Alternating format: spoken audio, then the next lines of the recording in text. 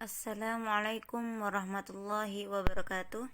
Anak-anakku yang soleh, apa kabar hari ini?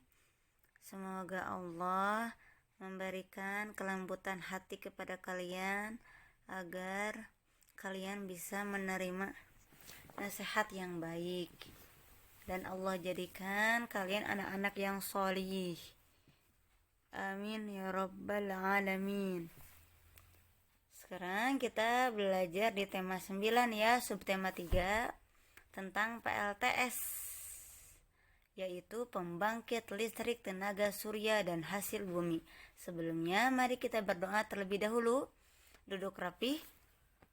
Berdoa dimulai. Rabbi zidni ilman warzuqni fahman. Amin ya rabbal alamin. Kemarin kita belajar apa, Soli? Belajar tentang hak dan kewajiban dalam bermasyarakat ya. Di tema 9 ya. Sekarang subtema 3 ya. Tentang PLTS dan hasil bumi. Perhatikan baik-baik, Soli. Pembangkit listrik tenaga surya. Kalian biasanya suka dengarnya apa? PLTA atau PLTU ya. Pembangkit listrik tenaga air, pembangkit listrik tenaga uap. Kalau sekarang tenaga surya. Apa itu tenaga surya? Jadi ini adalah kita bahas bersama-sama dulu ya, halaman 68. Silakan dibuka buku temanya, tema 9, halaman 68. Organisasi Wahana Lingkungan Hidup Indonesia atau disingkat dengan WALHI, Kepulauan Bangka, memberikan satu contoh pengembangan teknologi ramah lingkungan. Teknologi apa namanya, Soli? Teknologi ramah lingkungan. Krisis listrik di Kepulauan Bangka Belitung dijawab oleh WALHI dengan mengembangkan pembangkit listrik tenaga surya.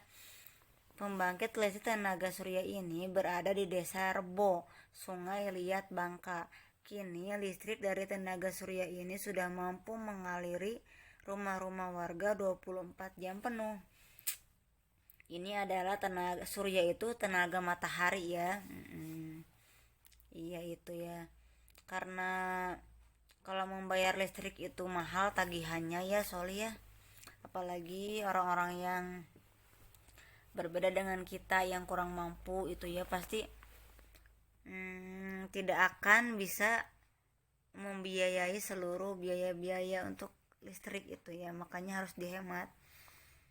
Maka oleh karena itu ada temuan ya, temuan teknologi ramah lingkungan bisa agar biaya listrik itu tidak terlalu berat ya, malah bisa gratis dengan dengan pembangkit listrik tenaga surya yang sudah dilakukan di daerah mana, Bangka Belitung ya. Bahkan sekarang warga-warganya tidak memakai listrik ya, listriknya dari tenaga surya, tenaga matahari langsung gitu. Jadi nggak perlu bayar listrik lagi gitu, gratis listriknya langsung dari energi matahari. Pembangkit listrik tenaga surya terdiri atas panel-panel surya tuh, seperti yang ada di gambar ya. Nah ini namanya panel surya. Jadi panel surya itu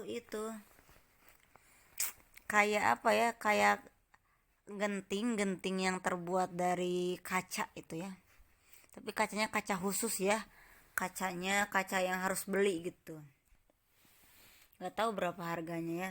Jadi kaca ini yang akan mengubah energi cahaya matahari menjadi energi listrik. Iya, jadi pembangkit listrik tenaga surya ini mengubah energi cahaya menjadi energi listrik.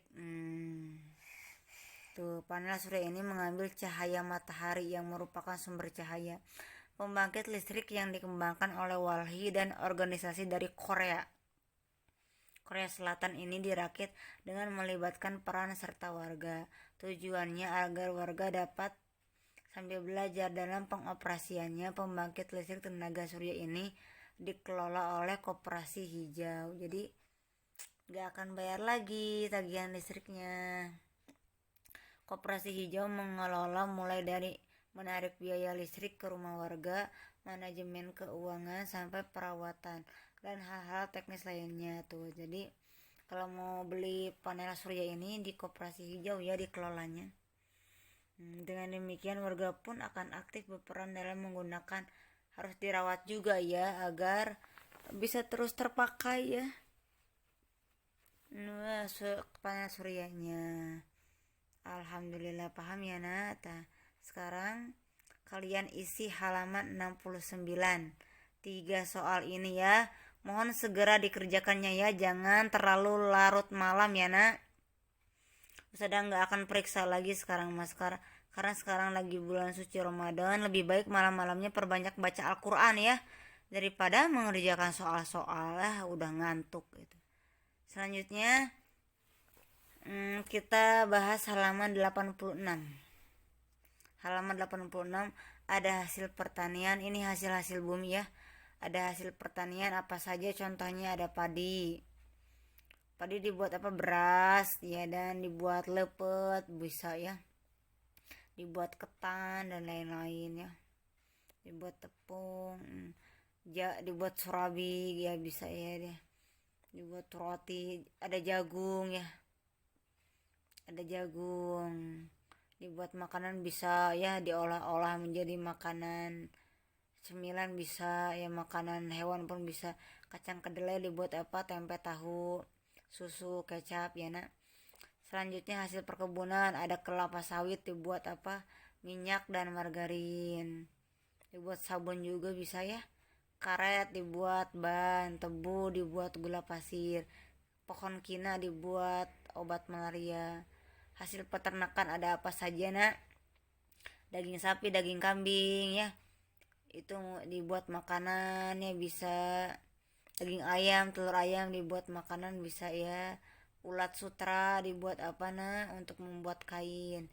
Lebah diambil madunya. Lalu kulit-kulit kambing, sapi dibuat tas bisa ya, dompet, sepatu dan lain-lain. Hasil laut ada apa saja nak? Ada ikan menjadi makanan ya, diolah-olah menjadi makanan. Rumput laut dibuat agar-agar ya, kosmetik juga bisa. Terumbu karang biasanya dibuat apa? Sebagai rekreasi di bawah laut ya, yang senang menyelam.